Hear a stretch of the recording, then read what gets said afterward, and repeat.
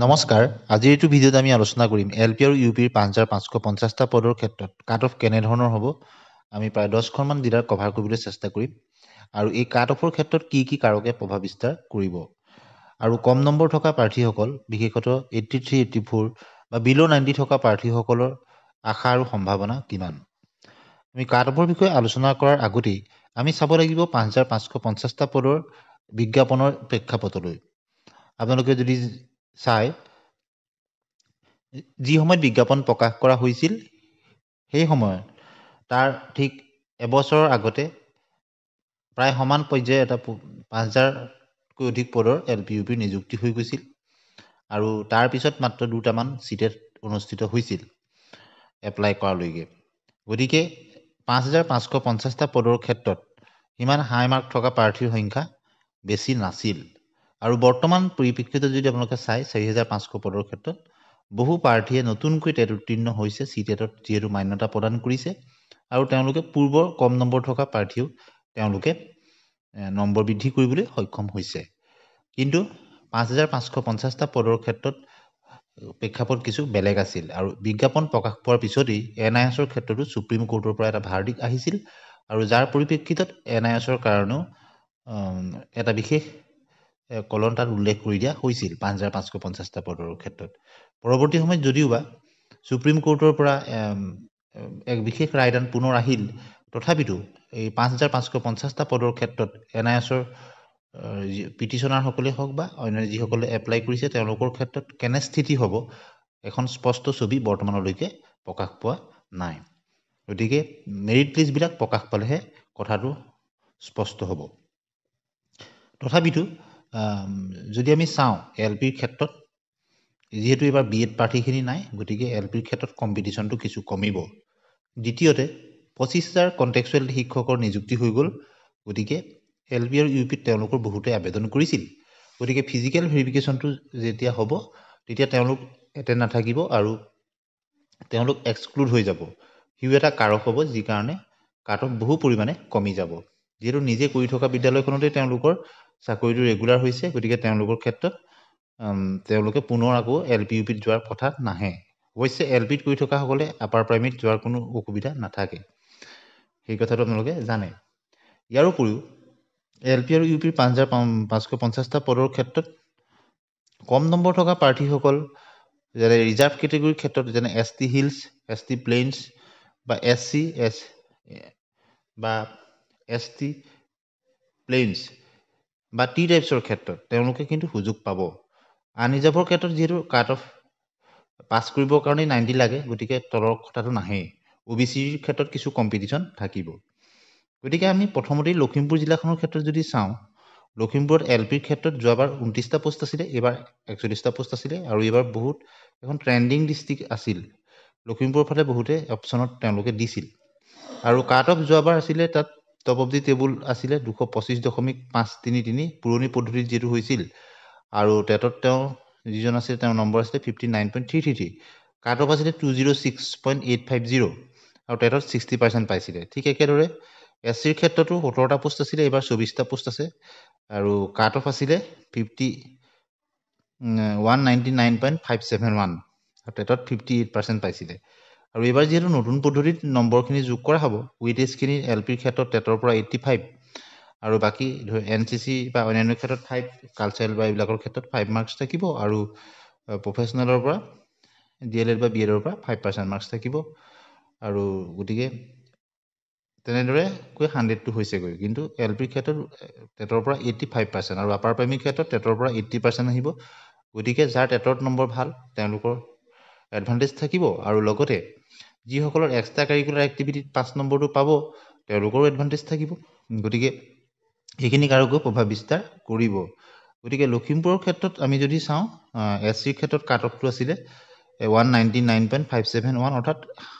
200ৰ তলত আছিলে ST প্লেইনছৰ ক্ষেত্ৰত 21টা পোষ্ট আছিলে আৰু তাতো কাট অফটো কিন্তু যথেষ্ট কম আছিলে 57.333 পাইছিলে আৰু তেওঁ কাট অফটো পুৰণি পদ্ধতি মতে 198.733 হৈছিলে ঠিক একেদৰে যদি আনৰিজাৰ্ভৰ ক্ষেত্ৰত চাওঁ যোৱাবাৰ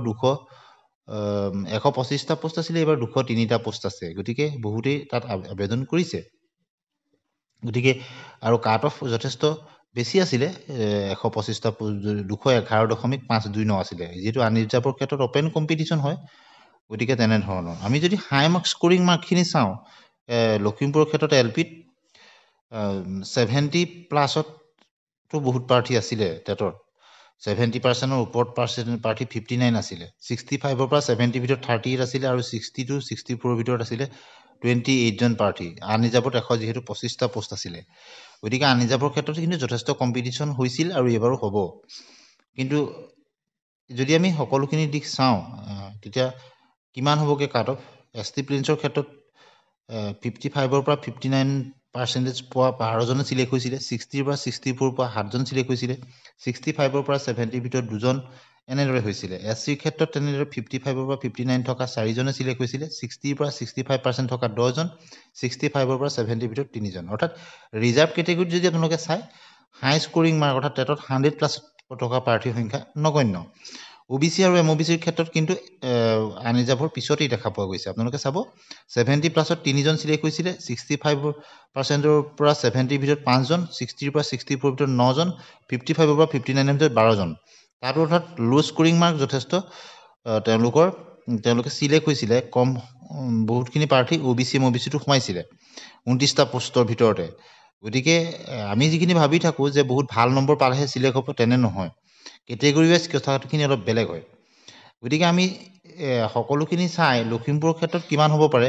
PWDৰ ক্ষেত্ৰত 21টা পোষ্ট আছে গতিকে 56 প্লাছ বা 57 এনেকুৱাখিনি তেওঁলোকৰ এটা সম্ভাৱনা আছে বুলি আমি ক'ব পাৰোঁ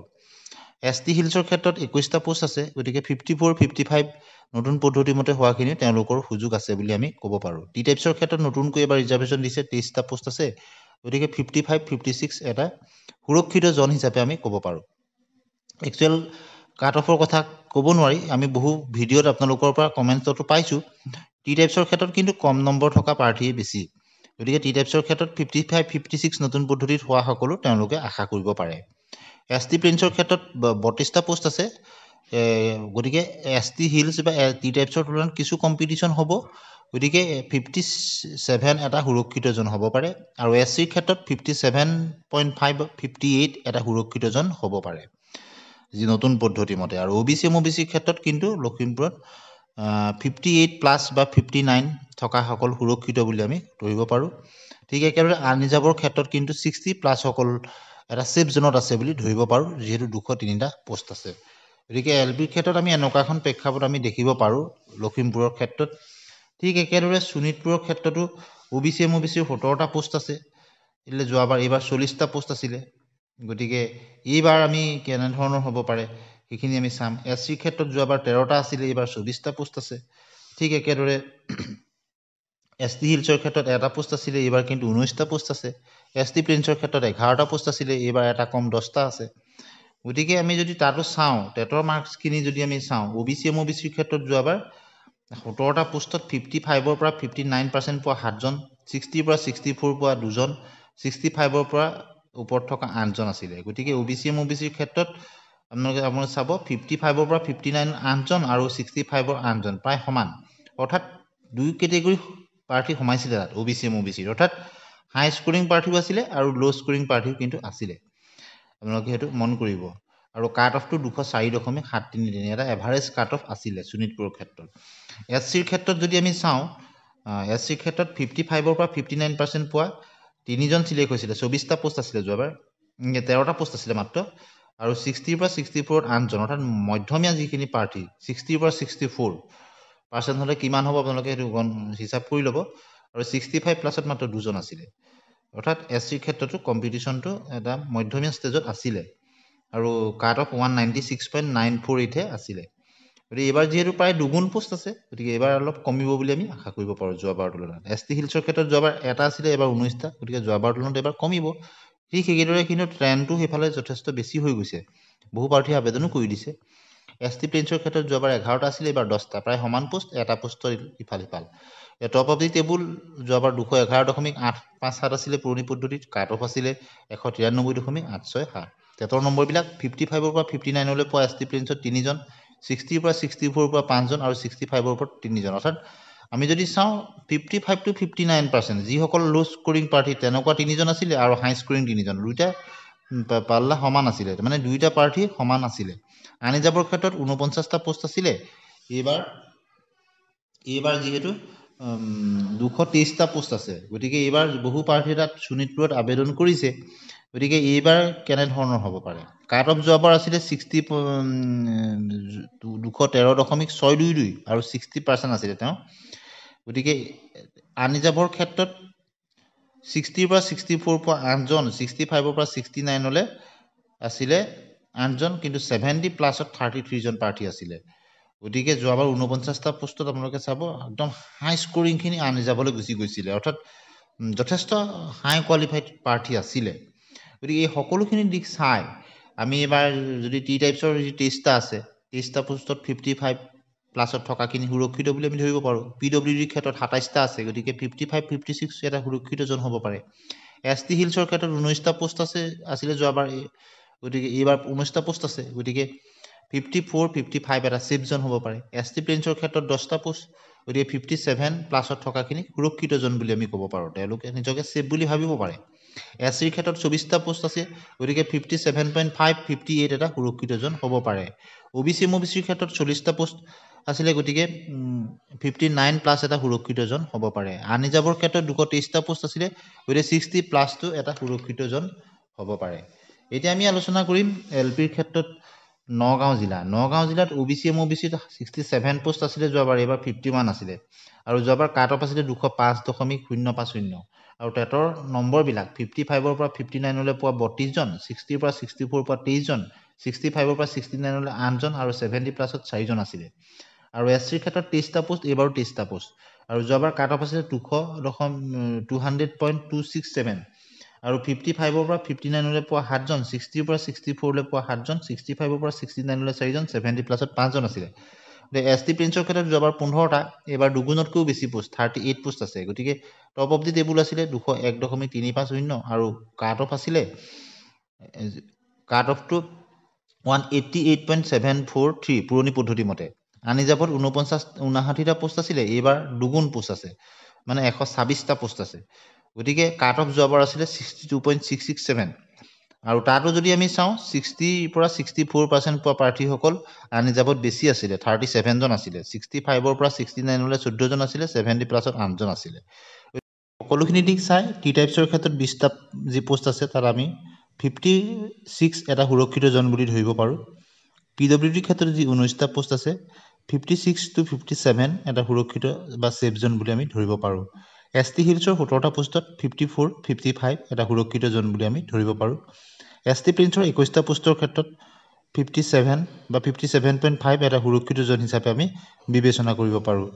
এছ চিৰ ক্ষেত্ৰত যি 23টা পোষ্ট আছে তাত 57.5 পৰা 58 এটা সুৰক্ষিত জন হিচাপে আমি ধৰিব পাৰোঁ ওবিচি এমওবিচিৰ ক্ষেত্ৰত 51টা পোষ্ট তাত 58.5 এটা সেফ জন হিচাপে আমি ধৰিব পাৰোঁ আনহিজাবৰ ক্ষেত্ৰত 126টা পোষ্ট গতিকে 62 এটা সুৰক্ষিত জন হিচাপে আমি ধৰিব পাৰোঁ এতিয়া আমি আলোচনা কৰিম ধুবুৰীৰ ক্ষেত্ৰত এলপিত 112টা পোষ্ট আছে যোৱাবাৰ ওবিচি এমওবিচিৰ ক্ষেত্ৰত কাট অফ আছিলে 205.595 আৰু 55 পৰা 59% পোৱা 13 জন প্ৰাৰ্থী সিলেক্ট হৈছিলে 60 পৰা 64% পোৱা 9 জন 65 পৰা 69 লৈ 3 জন 70 প্লাছত এজন এছচিৰ ক্ষেত্ৰত যোৱাবাৰ 16টা পোষ্ট আছিলে এইবাৰ 28টা আৰু যোৱাবাৰ কাট অফ আছিলে 199.067 পুৰণি পদ্ধতি মতে 55 পৰা 59 লৈ পোৱা 9 জন 60 পৰা 64 লৈ 3 জন 65 পৰা 69 লৈ 3 জন আৰু 70 প্লাছত এজন আছিলে এছ টি প্লেন্সৰ ক্ষেত্ৰত যোৱাবাৰ কাট অফ আছিলে 188.800 আৰু আনজাবৰ ক্ষেত্ৰত 64টা পোষ্ট আছিলে এইবাৰ 76 পোষ্ট আছে কাট অফ আছিলে যোৱাবাৰ 216.857 এই সকলোখিনি দিশ চাই ধুবুৰীৰ ক্ষেত্ৰত এলপিত টি টাইপছৰ ক্ষেত্ৰত যি 11টা পোষ্ট আছে গতিকে তাত 55 56 এটা সুৰক্ষিত জন হিচাপে আমি ধৰিব পাৰোঁ পিডব্লিউডিৰ ক্ষেত্ৰত যি 12টা পোষ্ট আছে তাত 56 57 এটা সুৰক্ষিত জন বুলি ধৰিব পাৰোঁ এছ টি হিলছৰ ক্ষেত্ৰত 18টা পোষ্ট আছে তাত 54 55 এটা সুৰক্ষিত জন হ'ব পাৰে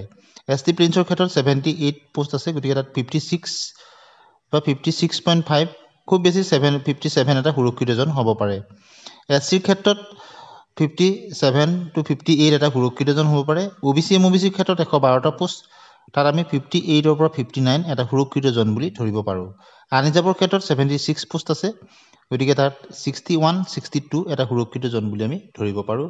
গতিকে আজিৰ এইটো পাৰ্টত আমি এইকেইখন জিলাৰ LP আলোচনা কৰিলোঁ। পৰৱৰ্তী সময়ত আমি আৰু কেইখনমান জিলা আপোনালোকলৈ আনিবলৈ চেষ্টা কৰিম। আৰু আপোনালোকে আপোনালোকৰ মতামত কমেণ্ট ছেকশ্যনত জনাবলৈ নিশ্চয় নাপাহৰিব। আজিলৈ আহোঁ, ধন্যবাদ।